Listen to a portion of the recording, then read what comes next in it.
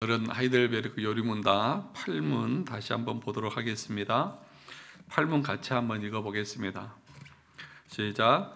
그렇다면 우리는 그토록 부패하여 선은 조금도 행할 수 없으며 온갖 악만 행하는 성향을 지니고 있습니까? 그렇습니다. 우리가 하나님의 성령으로 거듭나지 않는 한 참으로 그렇습니다. 그러니까 인간의 상태에 대해서 우리에게 알려주고 있는데, 타락한 인간은 절대로 하나님을 향해서 선을 행할 수 없다. 선을 행하려고 하면은 우리가 성령으로 거듭나야 한다, 이 이야기를 하고 있습니다. 그래서 인간에게 자유의지가 있느냐, 이것은 우리가 생각할 땐 참 철학적인 것 같지만 이것이 우리의 신앙과 교리와 삶에 있어서 아주 중요한 주제이기도 합니다.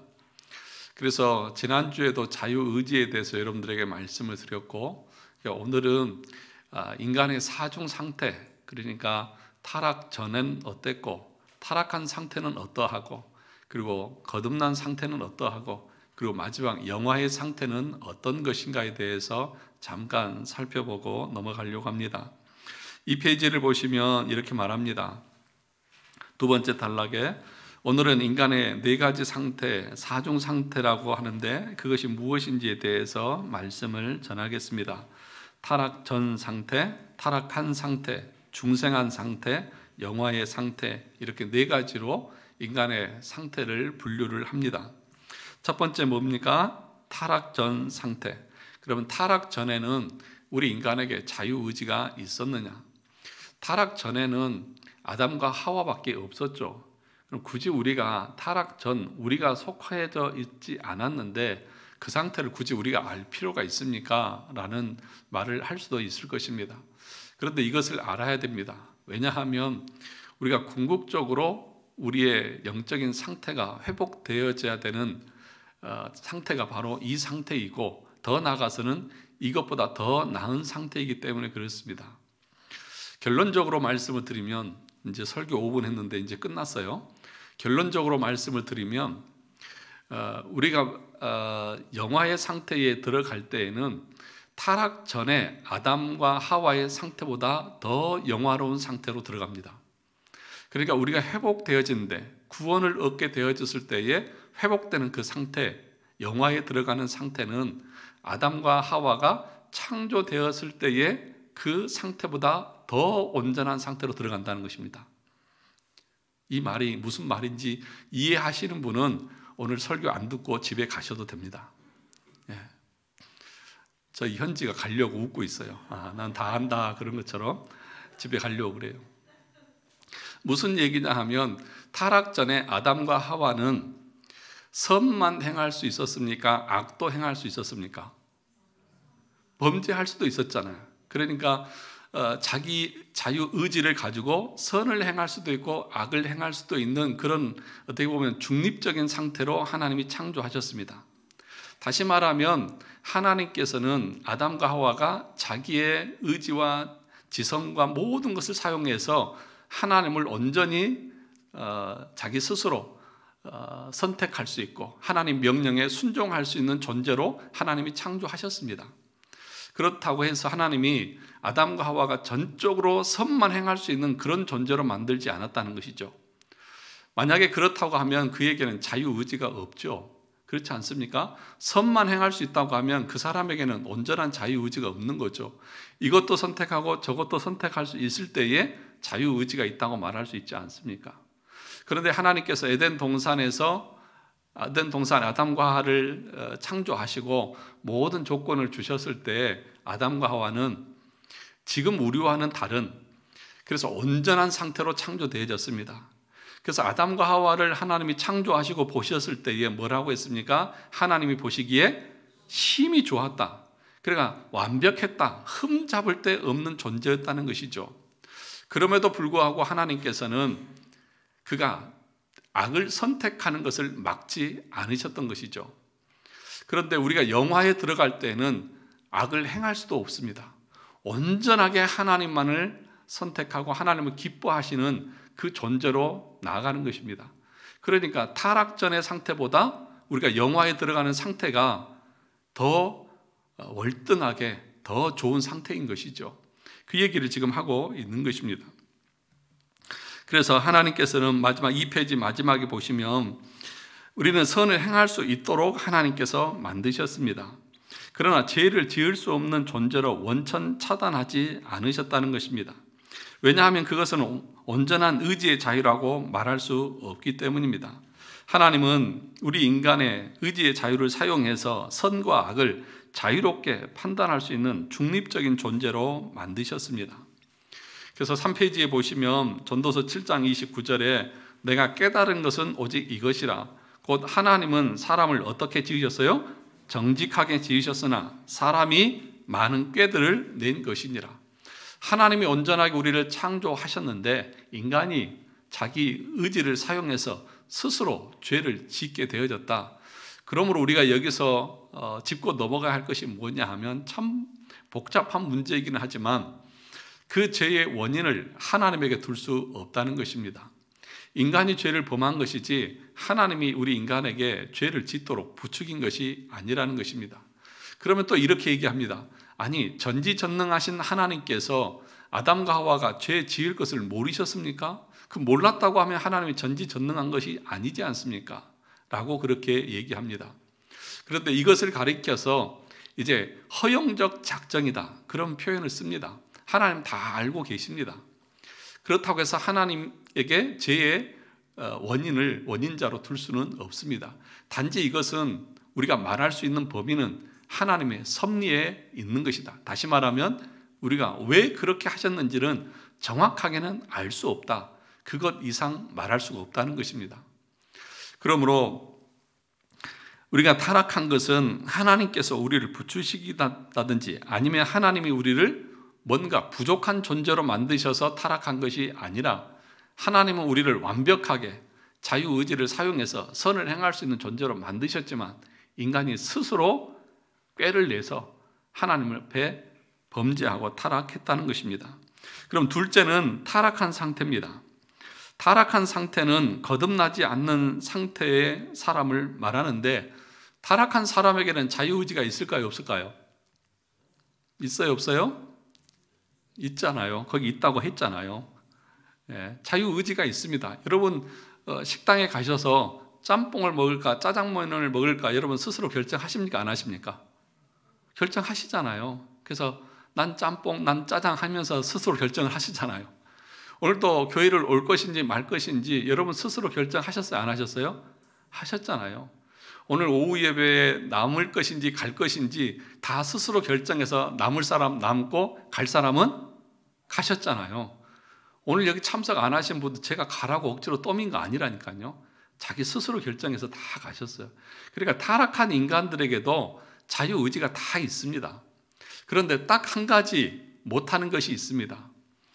타락한 인간은 악만 행하고 죄만 짓지 선을 행할 수가 없는 것입니다. 그러니까 자기 자유의지를 사용해서 행하는데 그 행하는 모든 것은 다 죄입니다. 그래서 오늘 팔문에서도 뭐라고 말했습니까? 우리가 선을 행할 수 있어요? 없어요? 없다고 분명하게 말씀하고 있죠. 자, 우리 팔문을 다시 한번 읽어볼까요? 그렇다면 우리는 그토록 부패하여 선은 조금도 행할 수 없으며 온갖 악만 행하는 성향을 지니고 있습니까? 그렇습니다. 예. 타락한 인간은 선은 행할 수 없고 오로지 악밖에 할 수밖에 없다는 것입니다. 타락전 아담은 자기의 자유의지를 가지고 선을 선택할 수 있었고 악을 선택할 수도 있는 중립적인 존재였다고 하면 타락한 인간은 자기 의지를 사용해서 악밖에 죄밖에 지을 수가 없습니다.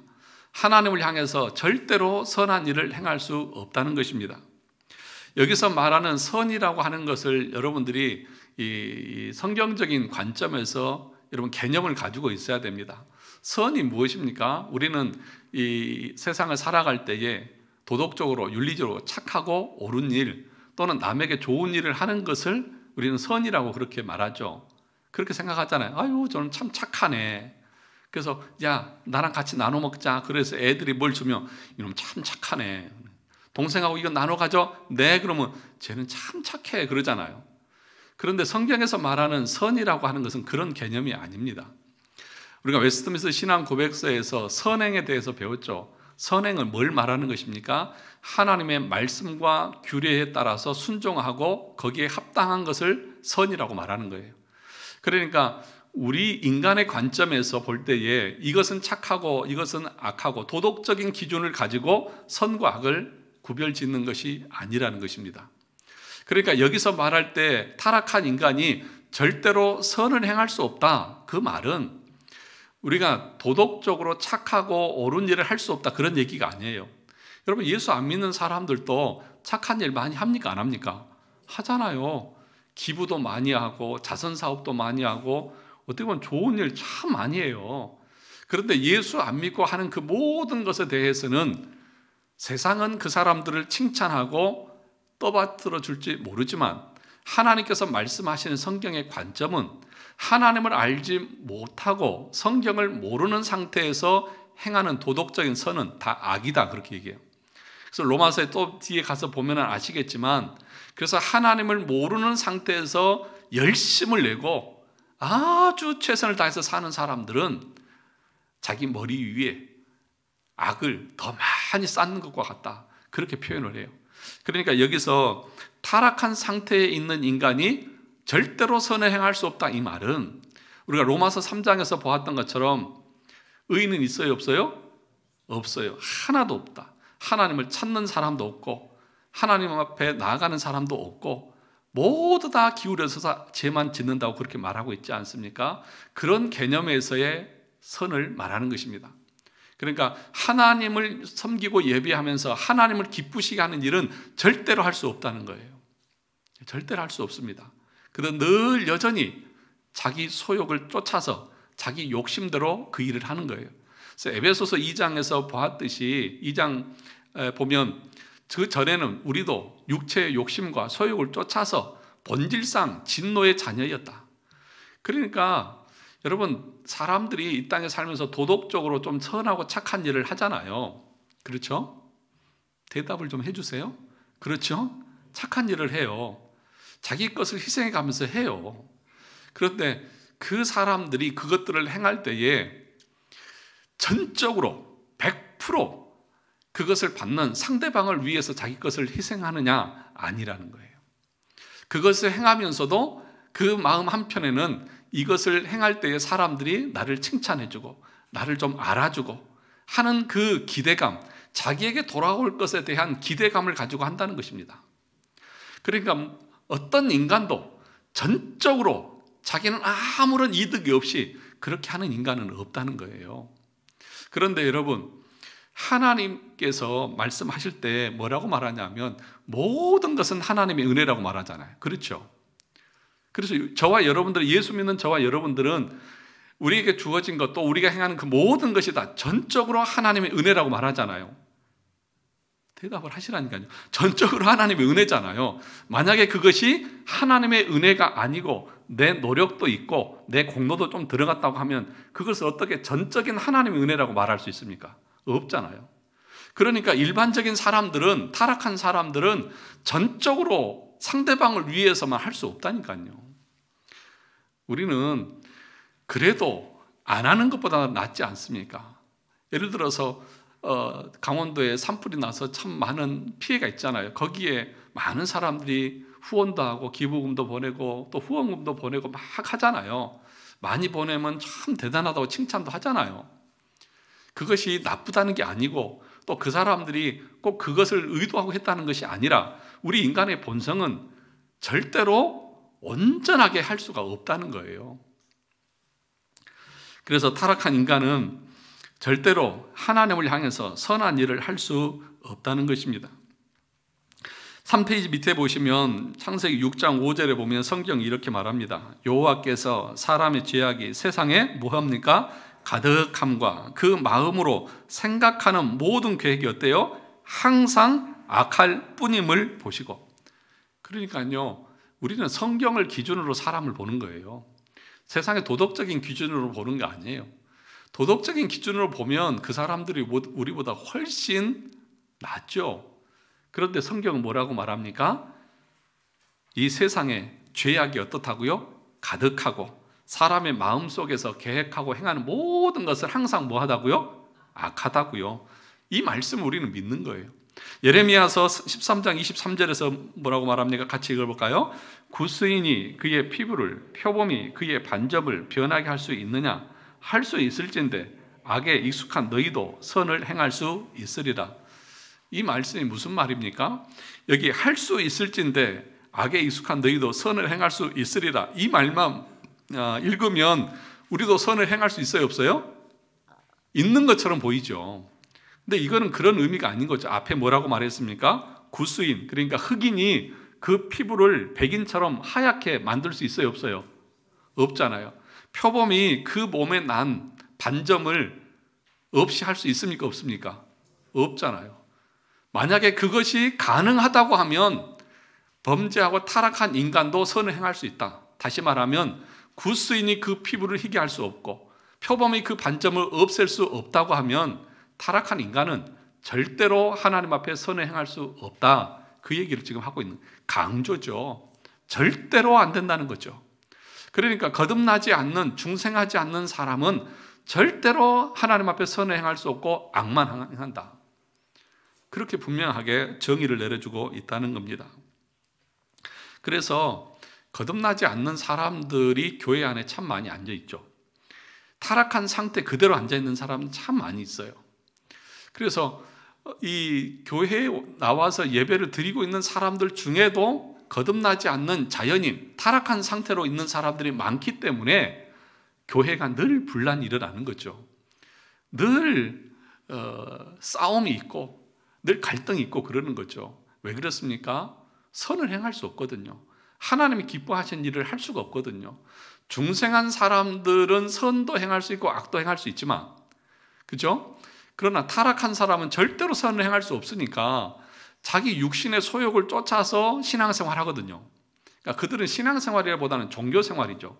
종교생활을 하는데 하나님이 기뻐하시는 것으로 선을 행하면서 종교생활하는 것이 아니라 자기 육신의 소욕을 쫓아서 자기가 좋아하는 쪽으로 신앙생활, 종교생활을 하는 거죠.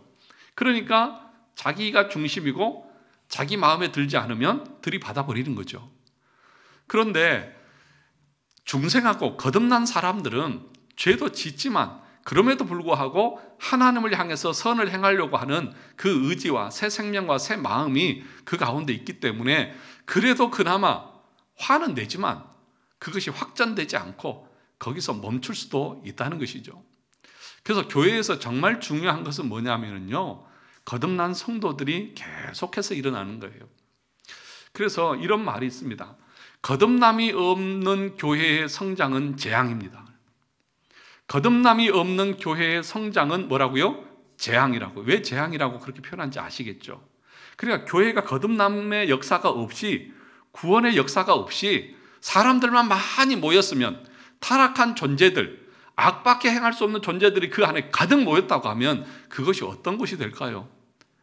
그죠? 재앙이죠. 그건 재앙이죠. 그러니까 교회라고 하는 것에서 가장 중요한 것은 뭐냐? 목사의 설교에서 가장 중요한 것은 뭐냐? 그 자연인, 타락한 사람, 악밖에 행할 수 없는 자들에게 율법을 통해서 우리의 죄를 깨닫게 하고 우리의 비참함을 깨닫게 해서 하나님 앞에 엎드리고 자신의 죄인됨을 고백하게 하시는 그 역사를 이루어가는 일들을 하는 거죠. 그것이 외적인 소명이고 그 외적 소명인 말씀을 통해서 성령께서 역사하시는 것이 내적 소명이고 그것이 거듭남이고 중생의 역사하지 않습니까? 그것을 위해서 우리가 교회에 모여서 말씀을 듣고 예배를 드리는 것이죠. 그러니까 타락한 사람은 선을 행할 수 있다 없다? 없어요. 그래서 여러분 스스로를 한번 점검해 보세요. 내가 정말 살아가면서 신앙생활이라고 하는 것을 이렇게 교회 생활을 하면서 내 마음 가운데에 정말 하나님이 뭘 기뻐하시고 하나님이 뭘 원하시는 것인가에 대한 마음의 생각들을 가지고 그 하나님이 기뻐하시는 것을 위해서 영적인 싸움을 하고, 아침에 말씀을 드렸듯이 영적인 그 성화의 거룩한 싸움을 내가 싸우고 가고 있느냐, 아니면 그것에 대한 관심은 전혀 없고 그냥 오로지 내 마음에 좋아하는 것만, 내 육신의 쾌락과 즐거움만을 추구하면서 살아가고 있느냐, 그것을 여러분 스스로를 돌아보셔야 한다는 거죠.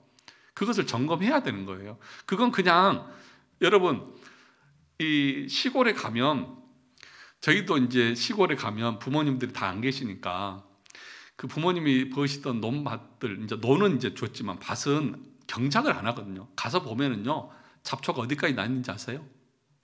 머리끝까지 나 있어요. 들어갈 수가 없어요. 한 해만 농사를 짓지 않아도. 여러분의 마음의 밭을 여러분들이 점검하고 가꾸지 않으면요, 여러분의 마음의 밭도 온갖 죄악들, 온갖 무성한 품들이 자라나가지고요, 하나님의 말씀이 살아날 수가 없어요. 왜 그렇게 얼굴은 그렇게 연지곤지를 잘 찍고 바르고 머리도 파마도 하고 외적인 것은 그렇게 열심히 하는데 왜 말씀을 통해서 우리의 내면은 살펴보시지 않는지요? 그렇지 않습니까? 여러분, 내 내면을 살펴야 되는 거예요. 내가 진짜 하나님이 기뻐하시는 모습으로 정말 선을 추구하면서 살아가고 있느냐 없느냐를 늘 점검하고, 그래서 그것이 아니면 다시 말씀 앞에 엎드리고 하는 그 훈련이 경건의 훈련인 거죠.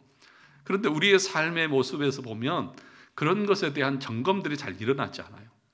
전에도 말씀을 드렸듯이 건강검진은 그렇게 열심히 다니면서 왜 영적인 질병에 대해서는 하나도 생각을 안 하시는지요? 그런 부분들을 우리가 점검해 볼 수 있어야 한다는 것입니다. 두 번째 단락, 4페이지 두 번째, 위에서 두 번째 단락에 보면 타락한 인간이 자신의 의지와 노력으로 하나님을 향한 선을 행할 수 있느냐? 절대로 불가능하다는 것입니다. 흑인이 자신의 피부를 하얗게 변하게 할 수 있습니까? 없습니다. 표범이 자신의 몸에 나 있는 반점을 없앨 수 있습니까? 없습니다. 흑인이 피부를 변하게 할 수 없고 표범이 자신의 의지로 반점을 변하게 할 수 없듯이 타락한 인간이 하나님을 향해서 절대로 선한 일을 행할 수 없다는 선언입니다. 에베소서 2장 3절, 전에는 우리도 다 그 가운데서 우리 육체의 욕심을 따라 지내며 육체와 마음에 원하는 것을 하여 다른 이들과 같이 본질상 진노의 자녀이었더니. 그러니까 타락한 인간은 이렇게 자기 욕심만, 자기 육신의 소욕만을 쫓으면서 삽니다. 그것이 우리 인간의 본질적인 모습이라는 것이죠. 그래서 그 밑에 보시면 원래 그리스도인들이 아닌 사람들은 본질상 진노의 자녀입니다. 그래서 실질적으로 우리가 전도할 때에 전도자의 머릿속에는 그 사람들이 진노의 자식이고 지옥 갈 사람인 것을 당연시하고 이야기할 수 있어야 합니다. 우리가 그 사형리 이 전도 그 책자에 보면 제일 앞에 뭐라고 써 있어요? 하나님은 당신을 사랑하십니다. 근데 그 문구는 바뀌어야 돼요. 제일 먼저 뭐라고 해야 됩니까? 당신은 본질상 진노의 자녀입니다. 이렇게 바뀌어야죠. 근데 차마 그렇게 못하니까. 그런데 여러분, 그것이 성경의 가르침이잖아요. 그러니까 하나님은 당신을 향한 놀라운 계획을 가지고 있는데 진노를 통해서 멸망시킬 계획을 가지고 계십니다. 이것이 하나님의 계획이에요. 믿지 않는 자들을 향한 하나님의 계획이라고요. 그런데 만약에 하나님은 당신을 사랑하시고 당신을 위한 놀라운 계획을 가지고 계십니다 라고 말하면 사람들이 어떻게 반응할까요?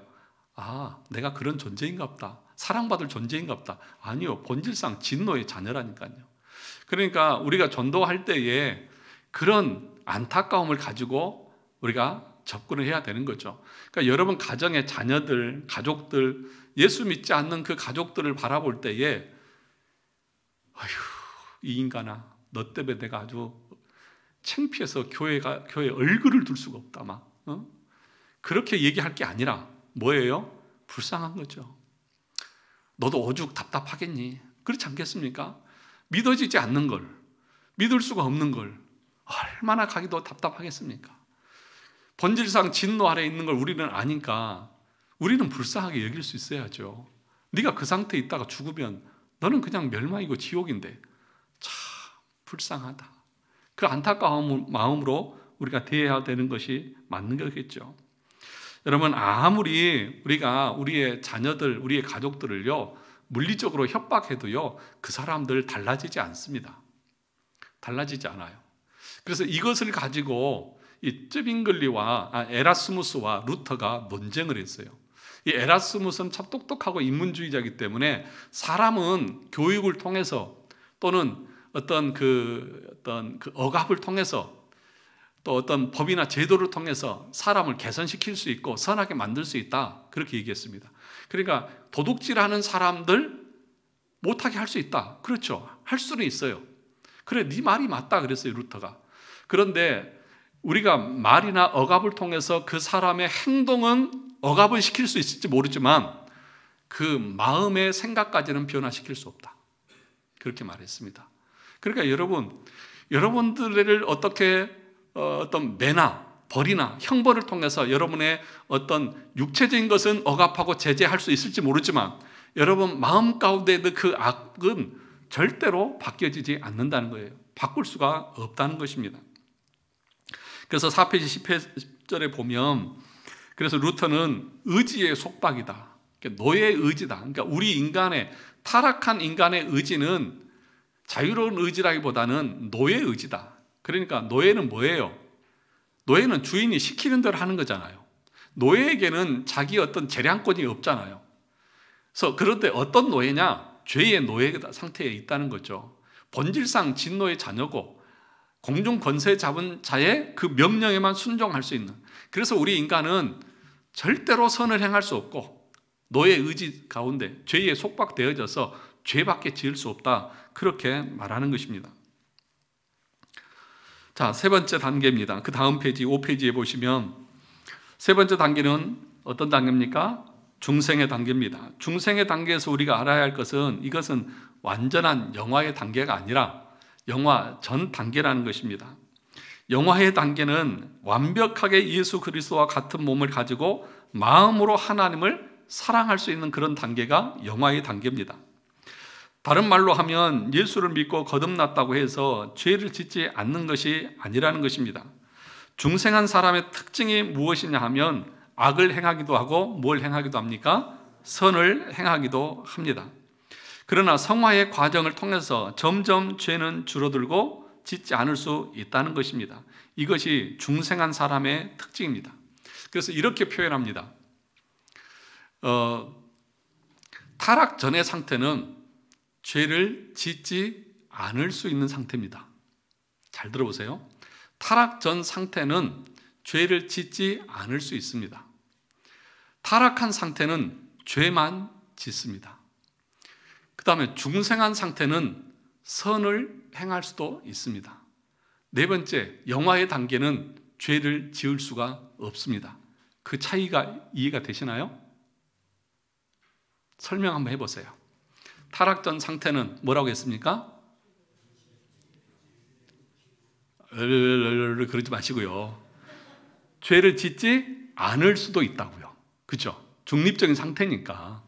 그리고 선한 그 어떤 은혜를 하나님 다 베풀어 주셔서 죄를 짓지 않을 수 있어요. 그러니까 계속해서 선만 하고 하나님과 영원히 살 수 있는 존재였다는 거죠. 그 다음에 타락한 상태는 뭐예요? 죄만 짓는 상태예요. 죄만 지어요. 그 다음에 중생한 상태는 선을 행할 수도 있는 거죠. 악은 짓는 건 당연하고, 그런데 선을 행할 수 있는 힘이 생겨서 선을 행할 수 있는 거죠. 그러니까 첫 번째 타락전과 중생한 상태가 여러분 헷갈리시면 안 돼요. 타락전은 뭐예요? 죄를 안 지을 수도 있어요. 그런데 중생한 상태는 선을 행할 수도 있어요. 그리고 영화의 상태는 뭐예요? 죄는 지을 수가 없어요. 이게 인간의 사중 상태의 모습이라는 것입니다. 그러면 중생한 상태에 놓여졌을 때에 그 중생은 우리 마음 가운데에 두 가지의 마음이 공존하는 것을 말합니다. 그러니까 부패한 본성이 있고 또 하나님께서 새롭게 창조해 주신 성령의 새로운 본성이 함께 있는 것입니다. 자, 그 밑에 보시면 중생한 사람의 마음은 하나님께서 주신 새 마음과 본성의 두 마음이 함께 공존합니다. 순종하려는 마음과 육체의 본성이 함께 거하는 상태입니다. 그래서 중생한 사람도 죄를 짓습니다. 본성의 부패와 오염이 남아있기 때문입니다. 그러므로 거듭난 성도는 죄를 짓지 않는 완전한 성화를 주장하는 것은 비성경적입니다. 그러니까 거듭난 사람은 죄를 짓지 않는다, 이렇게 말하는 것은 비성경적이다. 그러니까 그렇게 주장하는 사람들도 있는 거예요. 그래서 만약에 아침에도 얘기했듯이 그렇게 사망에서 묶여서 오라 나는 공고한 사람이다.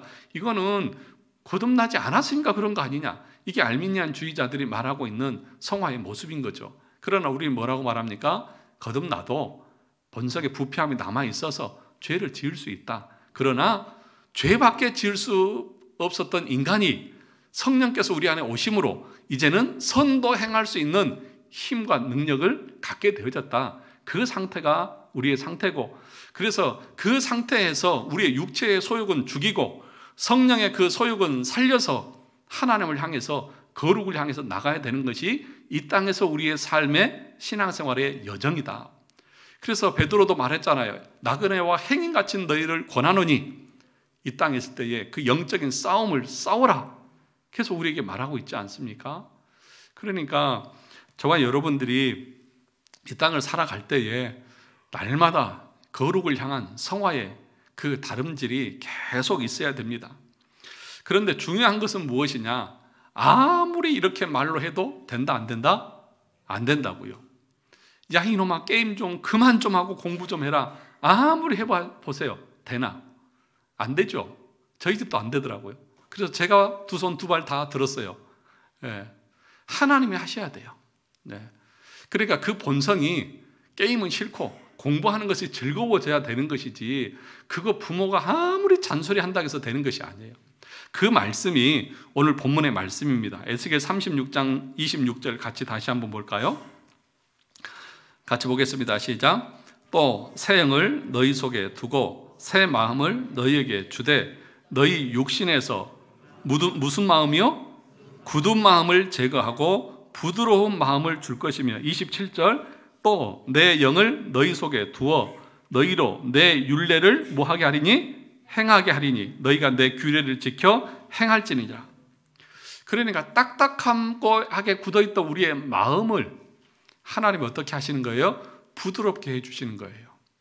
딱딱한 마음은 아무리 무슨 말을 해도 튕겨내버리죠.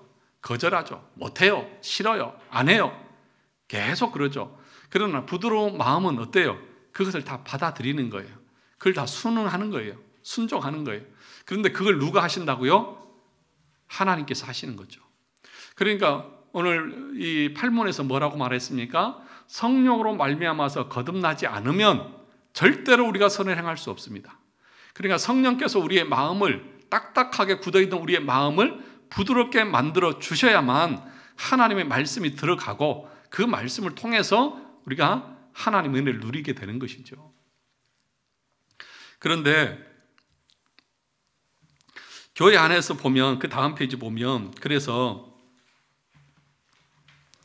순종하지 않고 육신의 본성대로 사는 사람들에게 아무리 야단을 쳐도 달라지지 않아요? 달라지지 않습니다. 매가 무섭고 벌이 무서워서 잠시 고분고분하고 순종하는 척은 할 수 있을 것입니다. 그렇죠. 이런 자녀들 보면 이놈 새끼 하면서 매를 들고 하면은 공부하는 척 해요. 그런데 엄마가 딱 나가면 다시 게임 컴퓨터 켜놓고 하고, 또 오는 것 같으면 살짝 가려놓고 계속해서 이렇게 엄마하고 숨바꼭질 하면서 하는 거죠. 그러니까 마음은 바뀐 것이 아닌 거죠. 하나님께서 새 마음을 주시고 새 영을 주시지 않으면 절대로 순종할 수 없습니다. 그러니까 교회 안에도요, 이런 두 종류의 사람이 있는 것 같아요. 어떤 종류의 사람이냐 하면, 앞에서 목사가 막 이렇게 하든 저렇게 한다고 하니까 그냥 그렇게 하는 척 하는 사람이 있고요. 그러니까 완전히 거듭나지 않은 상태에서 종교적인 그런 열심을 하는 사람이 있고, 또 한 사람은 완전히 거듭나서 그것이 성향이 바뀌어서 기뻐서 하는 사람이 있는 것을 우리가 보게 된다는 것입니다. 두 사람의 차이가 무엇일까요? 한 사람은 잠깐 순종하는 것 같다가 다시 어디로 돌아가요? 옛날로 돌아갑니다. 옛 본성으로 다시 나오는 것입니다. 그러니까 예를 들면 이런 거예요. 직분자 투표가 있잖아요. 큰 교회에서는 이렇게 직분자 투표를 하게 되면, 공고가 나면 그 다음부터는 얼마나 열심히 하는지 몰라요. 새벽 예배도 나오고 수요 예배 나오고 기도회도 나오고 또 봉사도 얼마나 열심히 하는지 몰라요. 앞에 보이는 것도 막 하려고 해요. 그리고 딱 그렇게 해서 투표를 해서 당선이 딱 되잖아요. 직분을 딱 임직식을 하고 나면 그때부터 사람이 옛날로 다시 돌아가서 달라져요. 그런 사람이 얼마나 많이 있는지 몰라요. 또 어떤 사람은 그렇게 열심히 했는데 자기를 뽑아주지 않았다고 화를 내고 교회를 떠나가 버리는 사람도 많아요.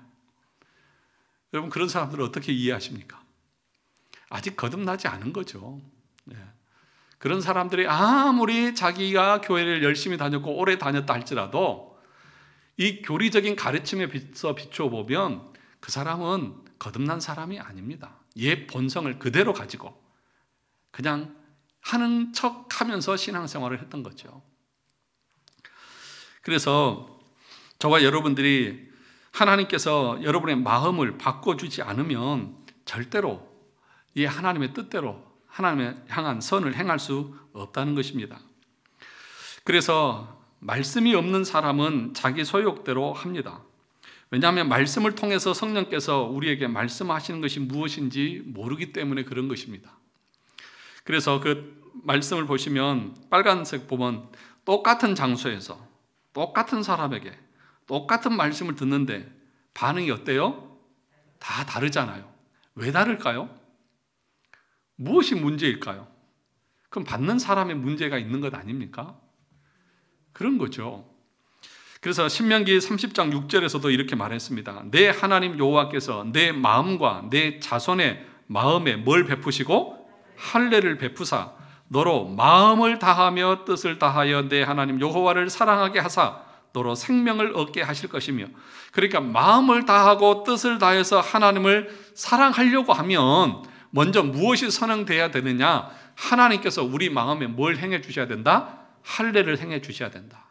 다시 말하면 거듭남의 은혜를 베풀어 주셔야만 가능하다. 그러니까 여러분, 이런 기준으로 여러분 스스로의 신앙을 한번 되돌아보세요. 그거는 제가 뭐 이렇게 해라 저렇게 해라 할 수 있는 것이 아니기 때문에 그런 것입니다. 7페이지 보겠습니다.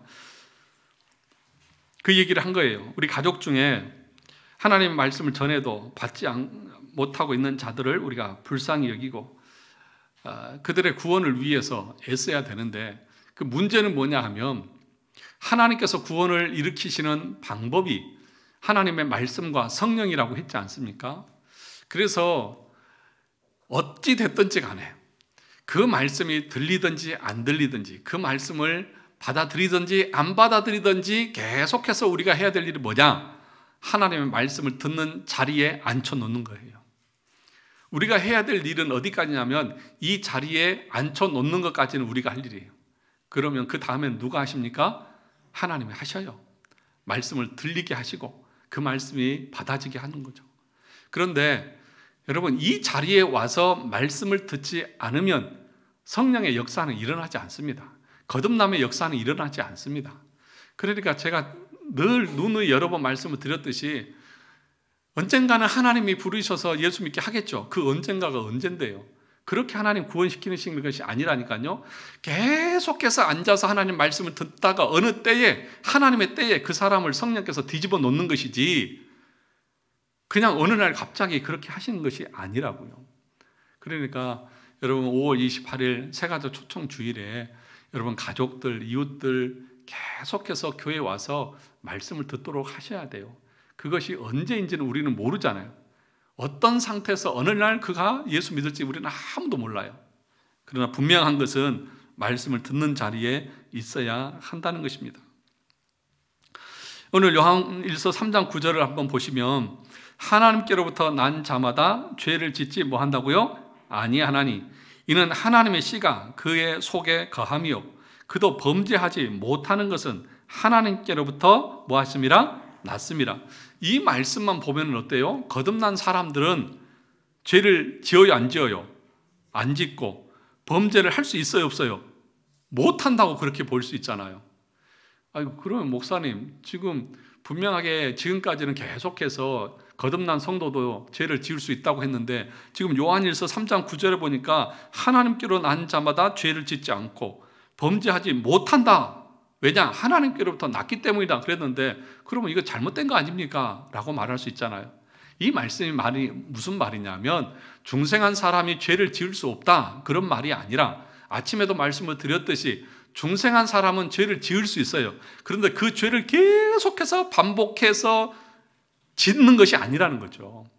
죄를 지을 수 있어요. 그런데 그 죄가 계속 줄어들면서 그 죄를 짓지 않게 되고, 그리고 그 죄를 지으려고 하면 하나님께서 나를 징계하시고 벌하시는 것이 마음에 털컥 내려앉아서 더 이상 범죄하지 못하게 되는 거예요. 그게 성화고 그게 거룩을 향해서 나가는 모습이라니까요. 그러니까 이 말씀의 의미가 무엇인지 아시겠죠? 죄를 전혀 안 짓는다 이게 아니라 율법을 통해서 계속 말씀을 듣다 보면 처음에 10개 짓던 것이 8개로 줄어들고 5개로 줄어들고, 그 나중에는 하나님의 말씀이 우리 가운데 충만하게 거하게 되어지면 너 그러다가 하나님 앞에 맞는다. 하나님께서 분명히 죄에 대한 징계를 내리신다고 했지. 너 다윗이 징계 당하는 거 봤지? 너도 당할래? 이런 마음이 들어서 더 이상 죄를 지을 수가 없게 되는 거예요. 이게 성령께서 우리 안에서 일하시는 모습이라니까요. 그래서 날마다 율법의 말씀을 통해서 제재를 당하니까, 책망을 받으니까 더 이상 지을 수 없는 상태로 나가는 것이 거룩을 향해서 나가는 것입니다. 그래서 그 죄를 짓지 않게 되면 하나님을 사랑하는 모습으로 나타난다는 것입니다. 그래서 여러분, 이런 사람들 있죠. 그 밑에도 제가 써놨는데 어떤 사람이 이렇게 말합니다. 내가 어릴 때는 교회 다녔어요. 중고등학생 때는 저도 뭐 회장도 하고요, 문학의 밤도 하고요, 저 교회에서 매일 살았어요. 그런데 어떤 계기로 교회를 안 나가게 됐는데 지금 50이 넘었는데 지금까지 교회를 안 나가고 있어요. 이 사람이 거듭난 사람일까요? 아니에요. 거듭난 사람 아니에요. 거듭난 사람은 잠깐은 타락할 수 있고 잠깐은 근심과 침륜에 빠질 수 있어요. 그러나 다시 회복되어져서 주의 전을 찾아 나와요. 그런데 중고등학교 다녔어요. 전도하다 보면 그런 사람 많잖아요. 그런데도 하나님을 향해서 나아가고자 하는 마음이 없다. 그 사람은 거듭난 사람이 아니라고 보는 것이 100% 맞을 것입니다. 자, 8페이지 보겠습니다. 그런데 자기는 그리스도인이라고 생각하는데 절대로 그렇지 않다는 것입니다. 여기서 중요한 것이 있습니다. 중생한 자의 특징, 판별 공식이 있다는 거죠. 무엇이냐 하면 중생한 사람은 종교적인 기이한 체험을 하거나 또는 하나님의 말씀에 대한 깊이를 알거나 하나님의 법도를 깊이 깨닫고 있거나 구원의 도를 깊이 아는 것이 중생한 사람의 특징이 아니고 그것이 구원의 확신의 근거가 아니라는 겁니다. 잘 들어보십시오. 내가 어떤 체험을 했다. 쉽게 말하면 종교적인 체험을 했다. 그리고 예를 들어서 교리적인 지식을 아주 잘 알고 있다. 성경을 너무 잘 알고 있다. 이런 것이 여러분의 그 구원의 근거가 아니라는 거예요. 그것이 여러분이 거듭났느냐 거듭나지 않았느냐를 구별하는 기준이 아니라는 거예요. 왜냐하면 마귀도 기적을 일으킬 수 있습니까? 없습니까? 있어요. 여러분이 성경을 더 많이 알 것 같아요? 마귀가 더 잘할 것 같아요? 마귀가 더 잘 알아요. 여러분에 비하면 여러분은 아무것도 아니에요. 성경을 여러분보다 더 잘 많이 안다니까요. 그러면 이런 것은 마귀도 할 수 있다고요. 그러면 무엇이 여러분이 거듭난 사람이고 아니냐를 구분할 수 있느냐? 그건 뭐냐 하면 율법인데, 율법에서 강조하는 것이 두 가지가 뭐였어요? 첫째는 하나님을 사랑하는 것이고 둘째는 이웃을 내 몸과 같이 사랑하는 거예요. 마귀는 다 할 수 있어요. 다 알아요. 성경도 알고 하나님이 어떤 분인지도 다 알아요. 그런데 마귀가 다 할 수 있는데 딱 한 가지 할 수 없는 것이 있어요. 그게 뭔지 아는 사람. 뭘 못할까요, 마귀는? 기적도 행할 수 있고 성경도 달달 외울 수 있고 다 할 수 있는데 마귀가 딱 한 가지 할 수 없는 게 있어요. 그게 뭐예요? 네, 맞습니다. 하나님을 사랑하는 것은 못해요. 마귀는 절대로 하나님을 사랑할 수 없어요. 그러니까 그것이 여러분이 거듭난 성도냐 아니냐를 구별하는 거예요. 마귀에게 잡혀있는 사람은, 거듭나지 못한 사람은 하나님을 사랑하지 않아요. 하나님을 사랑할 수 없어요. 종교적인 것을 가지고 자기의 어떤 소욕을 채워요. 그런데 진짜 거듭난 사람들은 하나님을 사랑하는 모습으로 나타난다니까요. 그래서 하나님을 사랑하는 모습으로 나타나는 것이 말씀을 읽고 싶고 말씀을 듣고 싶고 기도하고 싶고 그런 모습으로 나타나고 또 인격적인 모습으로, 그렇죠? 거듭난 사람은 인격적인 모습, 실제적으로 성화를 이루어 간다고 했으니까, 인격적으로 성화를 이루어 간다고 했으니까 이웃 사랑의 모습으로 나타나는 거예요. 이걸 보고 저 사람이 진짜 중생한 사람이냐 아니냐를 볼 수 있는 거예요. 그런데 여러분의 삶 가운데서 하나님을 사랑하는 마음이 전혀 없어요. 그런데 그 사람이 예배는 한 번도 안 빠져. 성경도 엄청 잘 알아. 봉사도 엄청 열심히 해. 그런데 하나님을 위해서 하는 일은 없어. 그렇다고 하면 그 사람은 자기의 육신의 소욕을 쫓아서 자기 열심으로 자기 자랑하고 있는 것이지 구원받은 성도가 아니라는 거예요. 이게 성경의 가르침이라고요. 그런데 대부분의 교회들은 어떻게 우리의 구원을 확신시키느냐? 네 열심으로, 네 봉사로, 네 헌신으로. 아니에요. 예수 안 믿는 사람들도요, 얼마든지 할 수 있어요. 그런데 딱 마귀가 못하는 게 뭐라고요? 하나님을 사랑할 수 없다고요. 그것이 유일한 기준인 거예요. 그러니까 여러분 마음 가운데에 하나님의 사랑이 부어지잖아요. 그렇죠? 오늘 로마서 5장에서도 말씀했듯이 하나님의 사랑이 너희 마음에 부은 바 되어졌다. 그 하나님의 사랑에 감격해서 내가 가지고 있는 물질과 시간과 건강과 이 모든 것을 하나님 앞에 다 드려도 저는 아깝지 않습니다. 이 마음이 거듭난 성도들의, 중생한 성도들에게는 있다니까요. 아니 전부는 아니더라도 여러분 뭐 재산 다 내라는 얘기가 아니라 내가 할 수 있는 범위 내에서 정말 하나님 앞에서 하는 것이 아깝지 않다고요. 그것이 시간 허비고 낭비고 그런 마음이 안 든다니까요. 한편으로는 더 하지 못한 자신의 연약함이 안타까울 뿐이지. 여러분에게도 이런 믿음이 있기를 주님의 이름으로 축원합니다. 그래서 여러분 내가 무슨 뭘 체험했네, 뭐 느낌이 있네, 뭐 이런 거 여러분 자랑하지 마세요. 그건 마귀도 할 수 있어요. 예. 마귀가 그랬잖아요. 내가 선지자 노릇하고 뭣도 하고 했지 않습니까? 마태복음 7장에 보면 예수님이 뭐라고 말했습니까? 이 불법을 행하는 자도 떠나가. 내가 더 너희들 도무지 알지 못한다. 그렇게 분명하게 말씀했잖아요. 그러니까 우리는 그 하나님의 말씀에 근거해서 우리 신앙을 점검해야 돼요. 이 부활하신 주님께서 고기 잡으러 돌아갔던 베드로에게 나타나셔서 첫 마디가 뭐였어요? 바요나 시몬아, 내가 나를 뭐 하느냐? 사랑하느냐? 몇 번 물으셨어요? 3번 물으셨어요. 주님이 묻는 것은 다른 거 아니에요. 그 다른 거 책망하지도 않아요. 묻는 거 딱 뭐예요?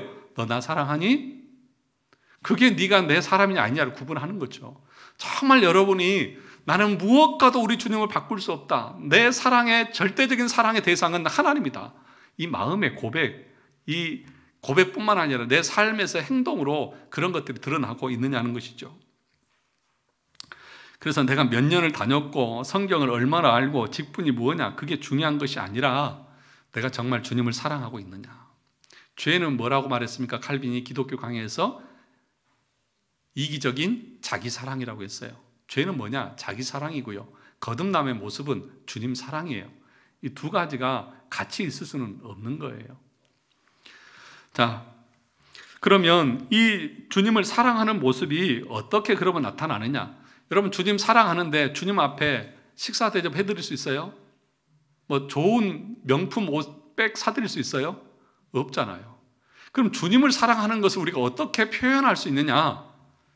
그것은 죄송하지만 가시적인, 그러니까 비가시적인 교회가 있고 가시적인 교회가 있는데 이 가시적인 교회인 신앙 공동체를 사랑하는 거죠. 주님의 몸된 교회를 사랑하는 거죠. 그것이 교회를 섬기는 모습으로 드러나고 나타나는 것입니다. 그러니까 여러분들이 물론 이제 교회라고 하는 것이 이런 건물을 말하는 것이 아니잖아요. 신앙 고백 공동체가 교회잖아요. 그런데 이 장소도 중요한 거예요. 왜 그래요? 성도들이 함께 모여서 예배하고 말씀을 듣는 장소이기 때문에. 그러면 여러분들이 이 후암제일교회당이라고 하는 이 건물도 여러분들이 소중하게 생각하고 귀하게 여길 수 있어야 되죠. 비가 많이 오고 그러면 여러분 그런 생각 하시나요? 우리 교회에 어디 비는 새는 곳이 없을까? 그런 걱정 하십니까? 집에서? 교회에 관심이 있고 주님 사랑하는 사람들이면 늘 그런 것도 고민이 되죠. 여러분 자식들 떠나보내고 사랑하니까 이 자식이 이 추운 날씨에, 이 더운 날씨에 잘 지내나 고민하세요, 안 해요? 하잖아요. 정말 주님을 사랑하는 사람들은 이 몸된 교회에 필요한 것은 없나? 부족한 것은 없나? 이런 것들을 늘 걱정하면서 그것을 내가 조금이라도 채우고 보충하려고 하는 그 마음들이 있는 거죠. 그게 주님 사랑하는 마음이 나온 거잖아요. 참 민망하지만 이런 것도 있어요. 정말 주님을 사랑하는 사람은 목사도 사랑해요. 왜 그렇습니까? 제가 무슨 잘나고 뭐 좋아서가 아니라 저 입을 통해서 하나님의 말씀이 선포되기 때문에, 또 하나님이 세우셔서 이 일을 맡기셨기 때문에, 그래서 목사도 좋아하는 거예요. 마음으로. 예. 다른 게 아니라. 그래서 여러분들도 늘 그러시잖아요. 아이고, 이번 주 우리 목사님 잘 지내시나? 뭐 날씨도 추운데 잘 건강 괜찮으시나? 뭐 이런 거 하시잖아요. 그래서 막 여러분들이 신경도 써주시고 그러시잖아요. 늘 감사하게 생각하고. 저도 마찬가지인 거죠. 우리 권사님들, 우리 성도님들 한 주간 어떻게 잘 지내시나? 새벽마다 저도 늘 그래서 기도하고 그렇게 신앙생활 하는 거 아니겠습니까? 그게 다 주님 사랑하는 모습 아니냐는 거죠. 사랑하는 성도 여러분, 마지막입니다. 마지막 페이지에 보면, 그래서 중생한 사람의 특징은 서로 사랑하는 것이다, 그렇게 말씀을 드렸고요. 마지막은 영화의 상태입니다. 죽음의 상태인데, 죽을 때 우리가 어떻게 변하느냐? 우리는 사람의 의지가 악한 것을 선택할 수 있다 없다? 없게 된다. 하늘나라는 오직 죄 없는 자만 가기 때문에 오직 선을 행할 수 있는 능력만 있지 악을 선택할 수 있는 악이 없어져 버린다는 것입니다. 우리가 마지막에 영화의 몸으로 갔을 때 우리는 모든 천사와 같이 선한 일만을 행하는 그런 존재가 되어지는 것입니다. 그러므로 우리가 마지막에 천국에 갔을 때는 우리가 초창기 아담이 가지고 있던 죄를 지을 것인가 선을 행할 것인가에 대한 같이 중립적인 존재로 가는 것이 아닙니다. 우리는 아담보다 더 뛰어난 오직 선만을 행할 수 있습니다. 그러므로 우리가 영화에 들어가는 몸은 아담보다 더 영광스러운 모습으로 변화되는 것입니다. 그것이 우리에게 주어지는 구원의 영화입니다. 하나님께서 우리에게 주시는 하늘에 속한 아주 영광스러운 것, 그것을 우리 주님은 예비하고 계시는 거예요. 사랑하는 성도 여러분, 죄는 우리를 비참하게 하죠. 그 비참은 우리를 이 땅에서 고통스럽게 합니다. 그러나 하나님이 우리에게 은혜를 베풀어 주셔서 하늘에 속한 모든 신령한 복을 우리에게 주시기 위해서 지금도 기다리고 계시고, 그 길을, 그 구원의 길을 하나님이 주도적으로 이루어 가시고요, 여러분의 성화의 삶도 하나님이 주도적으로 이루어 가시는데, 그 성화의 과정 가운데 우리가 싸워야 될 책임과 의무가 있습니다. 그러므로 저와 여러분들이 오전 말씀과 함께 연결해서 이 성화의 삶을 최선을 다해서 싸워가는 그런 삶을 사시기를 주님의 이름으로 축원합니다.